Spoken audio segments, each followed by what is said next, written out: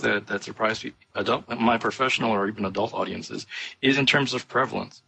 You know, society tends to think that sex crime does happen, but doesn't happen a lot. The fact is that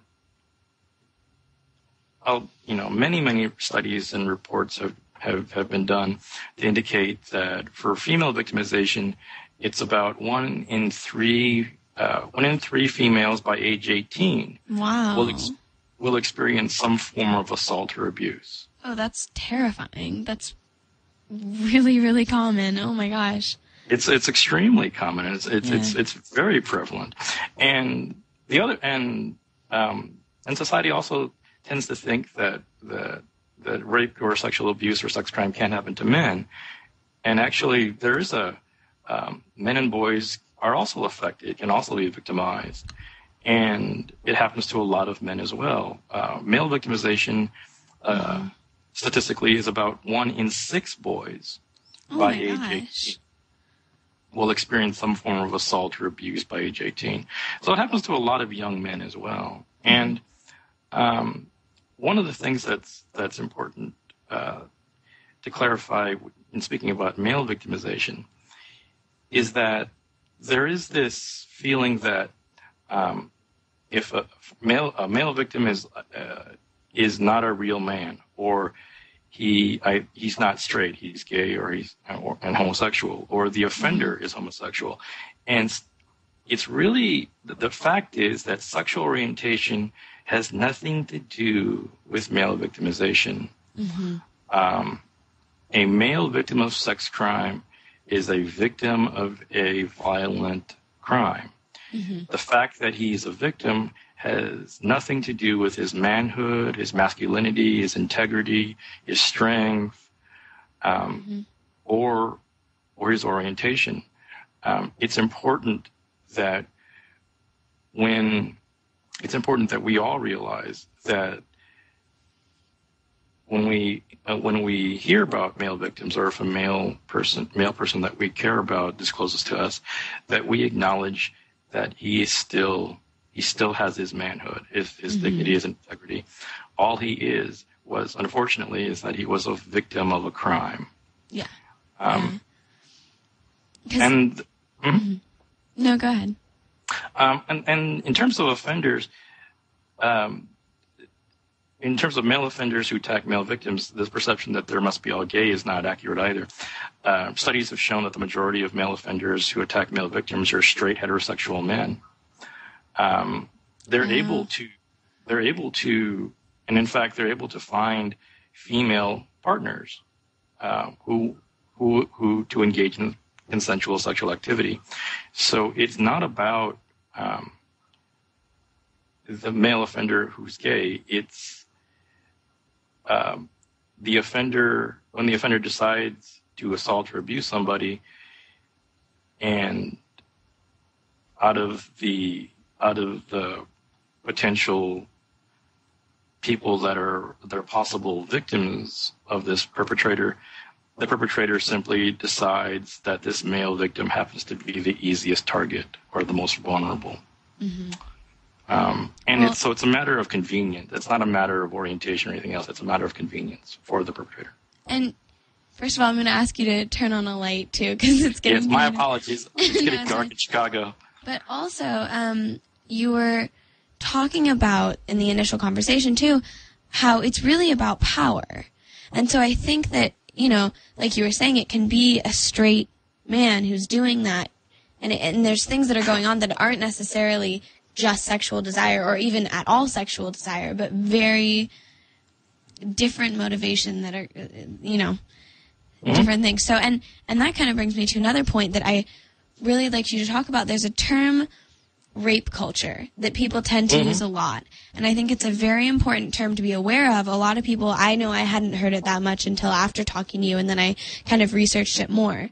But basically, it's just kind of an idea that our culture makes rape, bad, but okay.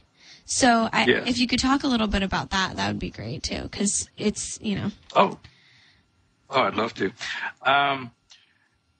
Well, just in terms of to first address the offender and the issue about power.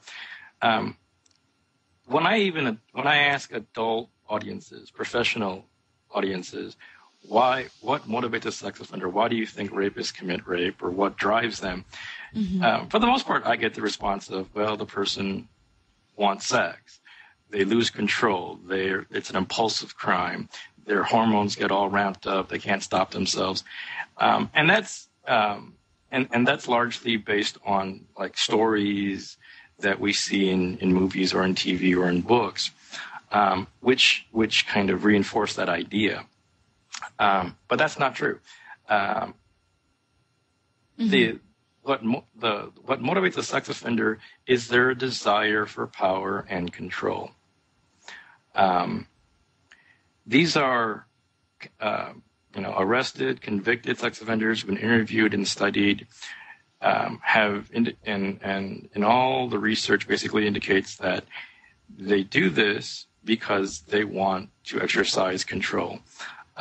It's the idea of, I decide who, I decide where, when, I control everything, and ultimately I control this person's life or death.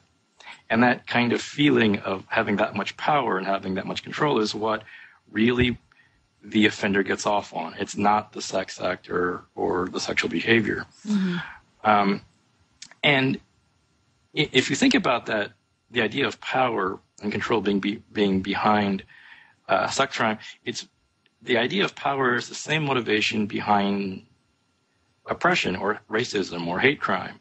When somebody beats somebody up because of their race or ethnicity or religious beliefs or sexual orientation, the hate crime offender does so because in some way, in some essence, a part of them is thinking, I'm better than you, and I'm going to prove or demonstrate my superiority by beating you up.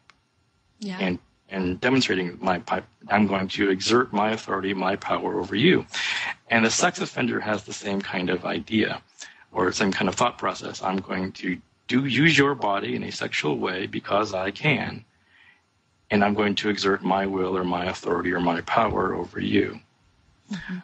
So it's really important to kind of start to look at sex crime as a crime motivated by power, and it's also violence.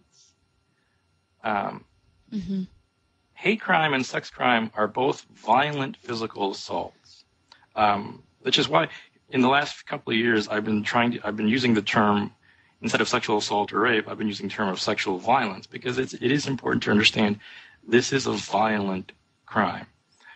And the only difference between a hate crime beating and a sex crime victim is they're both injured, they're both hurt, they're both violated. But the only thing that's different is the weapon that's used to cause the injury. In a beating attack, it's the physical beating or the physical weapons. In a sex crime, the sex act is the weapon that's used.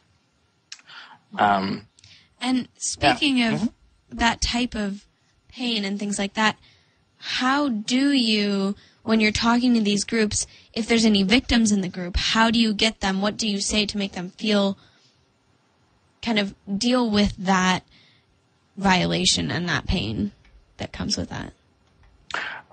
Well, it's important to let them, I really try, make it a point to first of all, let them know of that there are services available that they can reach out to, and that also that whatever they're feeling in terms of because being assaulted is a very traumatic experience, and when you go through emotional or physical trauma, it causes a lot of shock and confusion and doubts and fears, and many victims also experience feelings of shame and guilt and self-blame. In all the victims that I personally have worked with and survivors that I've talked to, I don't think any of them have. I think all of them have expressed at some point a feeling that somehow this is their fault. And it's important, and it's not their fault.